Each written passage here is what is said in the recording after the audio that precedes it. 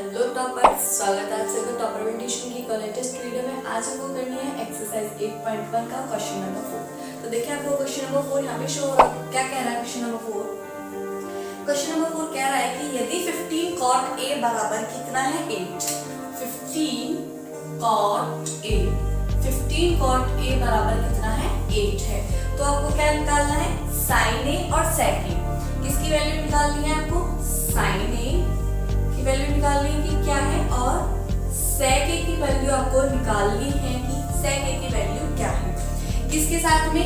15 cot A बराबर यदि आपका है कितना 8। तो यहाँ से हम क्या करेंगे, जो cot A है एक ट्रिग्नोमेट्रिक रेशियो है, हमें पता है sin cos tan cot sec cosec सब क्या होता है? Trigonometric ratio. तो यहाँ से हम cot A की वैल्यू निकाल लेंगे। तो cot A की वैल्यू क्या हो जाएगी? यहाँ से देखें तो cot A की वैल्यू क्या हो जाएगी? तो जो 15 है कैसा है? मल्टीप्लाई में इधर जाके किस में हो जाएगा? डिवाइड में। तो क्या हो जाएगा? 8/15। क्या हो जाएगा? 8/15। cot A कितना आ गया? 8/15। अब आपको पता है जो ट्रिग्नोमेट्री वो किस में अप्लाई होती है? राइट एंगल ट्रायंगल में अप्लाई होती है। किस में अप्लाई होती है? राइट एंगल ट्रायंगल में। तो यहाँ पे राइट एंगल ट्रायंगल ड्रॉ कर लेते हैं, जिसमें एक एंगल कैसा होगा? 90 डिग्री का होगा। एक एंगल कैसा होगा? 90 डिग्री का होगा। अब इसमें एक एंगल हमको A रखना है क्योंकि उसने हमसे A ही पूछा है, और अगर हम दूसरे कोई से भी एंगल रख सकते हैं। ठीक है, ABC हमने एक ट्रायंगल बना लिया जिसमें एंगल भी 90 डिग्री का और A हमसे पूछा जाने वाला है। तो यानी कि जो A एंगल है वो क्या है हमारा? एक स्पेसिफिक एंगल है। ठीक है, अब A के हिसाब से हम क्या करें? अपने लंब आधार करंट निकाल लें। A के हिसाब से लंब आधार करंट निकाल लें। तो जो एंगल होता है उसके सामने वाली भुजा क्या होती है? लंब। उसके सामने वाली भुजा क्या होती है? एंगल के सामने वाली भुजा ये है, तो ये क्या हो जाएगी? लंब। ठीक है, लंब हो गई। अब 90 डिग्री के सामने वाली हमेशा भुजा कौन सी होती है? कर्ण। कौन सी होती है? कर्ण। लेकिन जो लंब और आधार है ये हमेशा हमारे बदलते रहते हैं, इन्हें हम एंगल के हिसाब से चूज करते हैं। अगर C होता तो C के सामने वाली भुजा लंब, A है तो A के सामने वाली भुजा लंब। तो अब कौन सी बची? AB। तो ये क्या हो जाएगी हमारी? आधार। क्या हो जाएगी? आधार। यानी कि लंब आधार कर्ण सब हमारे पास आ गया। अब हमें क्या देखना है? cot A। cot A बराबर कितना है? 8/15। तो मैंने आपको एक सिंपल ट्रिक बताई थी, वो क्या थी? लाल बटे काका। लाल बटे काका ये क्या था? sin cos tan। ठीक है, और tan का उल्टा क्या होता है? cot। tan का उल्टा क्या होता है? cot। यानी कि cot कितना होता है? आधार बटे लंब। cot कितना होता है? आधार बटे लंब। यानी कि कितना होगा? आधार बटे लंब।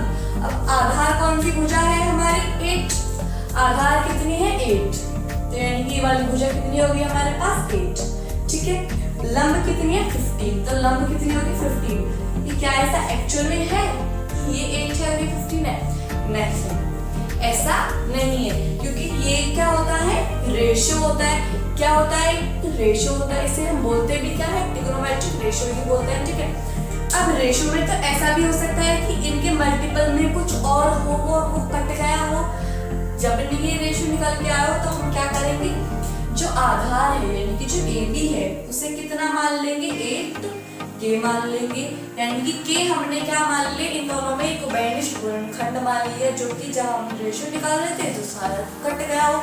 अगर कुछ ऐसा ना भी होगा तो K बराबर 1 हो सकता है। यहाँ पे क्या K क्या है? Real value. क्या है? तो रियल वैल्यू से बिलोंग करता है K। ठीक है, तो AB बराबर कितना हो गया? 8K।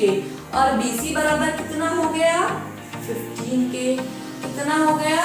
15K। ठीक है, यानी कि AB 8K और BC 15K हमारे पास निकल के आ गया। ठीक है, अब हमें क्या करना है? AC निकालनी है। अब हमें क्या करना है? AC निकालनी है। तो हम क्या करेंगे? पाइथागोरस थ्योरम लगेंगे। पाइथागोरस थ्योरम क्या होती है? कर्ण का स्क्वायर बराबर होता है जो दो अदर साइड बचे हुए दोनों के स्क्वायर्स के सम के। कर्ण का स्क्वायर बराबर होता है जो दोनों अदर साइड्स बचे हुए दोनों के स्क्वायर के सम के लगाते हैं। तो यहाँ से हम क्या करेंगे? पाइथागोरस थ्योरम से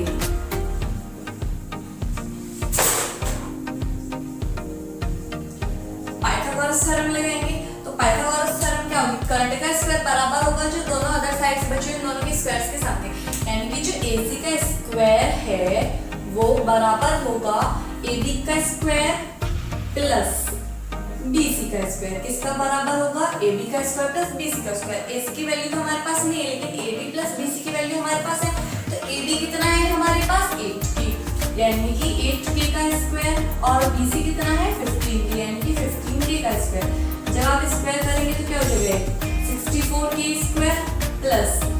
125 के स्क्वायर और जब इन दोनों को ऐड करेंगे तो कितना हो जाएगा? 289 के स्क्वायर, 289 के स्क्वायर, यानी कि AC का स्क्वायर कितना आ गया? 298 के स्क्वायर। ठीक है, अब हमें एक वैल्यू किसकी निकालनी है? स्क्वायर की या साइड की?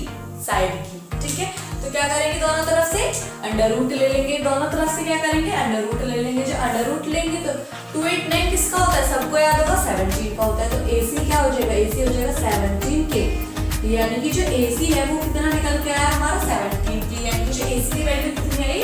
17 के। अब हमारे पास तीनों साइड्स आ गई। तीनों साइड्स आ गई तो सबसे पहले क्या पूछा उसने? साइन। तो फॉर्मूला लिख लेते हैं हम। क्या होता है? लाल बटे काका। ठीक है, अब साइन क्या होता है? लंब बटे कर्ण। साइन क्या होता है? लंब बटे कर्ण। साइन क्या होता है? लंब बटे कर्ण। तो लंब कितना है हमारे पास? 15। लंब कितना है? 15 के। तो क्या हो जाएगा? 15 के। और कर्ण कितना होता है? 17 के। ठीक है, तो कैंसिल आउट हो गया, रेशियो है 15/17। ये तो आ गई हमारे पास साइन की वैल्यू। अब निकालते हैं सेक। तो ये क्या होता है? कॉस, और इसका उल्टा सेक, यानी कि कर्ण बटे आधार। कर्ण बटे आधार, और कर्ण कितना है? 17 के। आधार कितना है? 8 के। तो क्या हो जाएगा? कैसे के कैंसिल आउट? 17/8। ये क्या हो गया? रेशियो। यानी कि रेशियो में एक चीज तो हमें पता चल गई कि रेशियो में जो चीज हमारे पास क्या होती है? कॉमन रहती है। दोनों में कॉमन होती है, वो क्या होती है? कैंसिल आउट हो जाती है। लेकिन जो साइड है हम उसे एज इट इज 15 और 8 नहीं मान सकते, क्योंकि शायद इनमें कुछ और भी इंक्लूड हो, जैसे कि हमने क्या मान लिया था? के। ठीक है, अगर ऐसा भी है तो सिंपल 1 का तो वर्क करेगा, क्योंकि क्या रियल नंबर है। क्या है? Real number. अगर आपको वीडियो अच्छी लगी तो वीडियो को लाइक करें, कमेंट करें और शेयर करें। Thank you so much.